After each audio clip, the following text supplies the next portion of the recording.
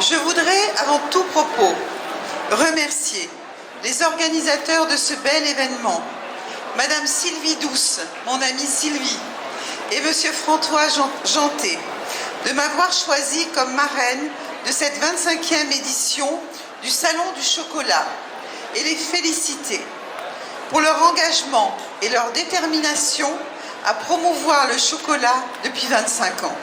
Ma présence en ce lieu honore avant tout mon pays, la Côte d'Ivoire, qui est le premier producteur mondial de cacao. En effet, avec une production annuelle de 2 millions de tonnes, le cacao représente 15% du produit intérieur brut et près de 40% des recettes d'exportation de la Côte d'Ivoire. C'est donc une denrée très importante et stratégique pour l'économie ivoirienne.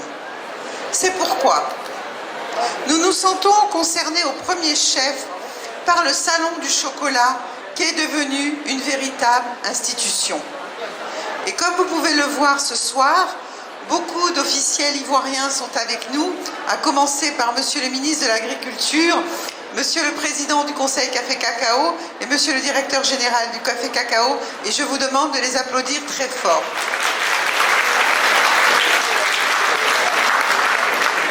Cette année, les organisateurs du salon ont choisi de dédier les profits de cette édition à des milliers d'enfants défavorisés d'Afrique à travers la fondation Children of Africa. Je voudrais aborder une question qui revient souvent, à savoir celle du travail des enfants dans la chaîne d'approvisionnement du cacao.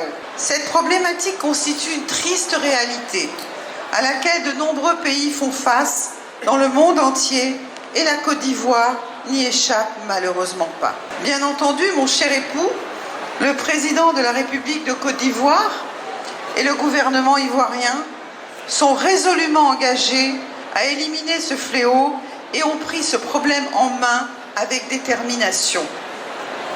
À titre personnel, avec le Comité national de lutte contre la traite, l'exploitation et le travail des enfants que je préside, nous agissons avec tous les partenaires pour assurer la protection et la promotion des droits des enfants afin d'éliminer ce fléau.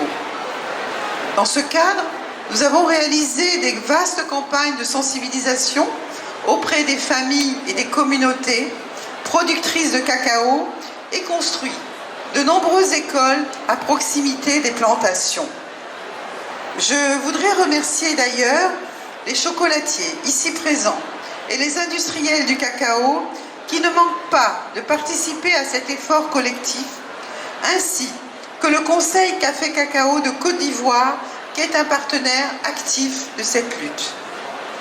De plus, l'État de Côte d'Ivoire a adopté une loi depuis 2015 pour rendre l'école obligatoire, ce qui n'était pas le cas auparavant.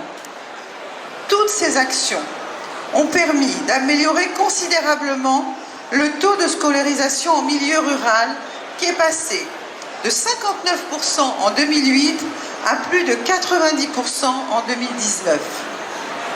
Par ailleurs, le travail des enfants ayant pour principale cause la pauvreté des producteurs, le gouvernement ivoirien met tout en œuvre pour améliorer leurs revenus ainsi que leurs conditions de vie. Enfin, le nouveau cadre forestier adopté par la Côte d'Ivoire permet de préserver l'environnement afin de produire un cacao éthique et responsable et pourra, je l'espère, régler le problème de l'occupation des forêts classées.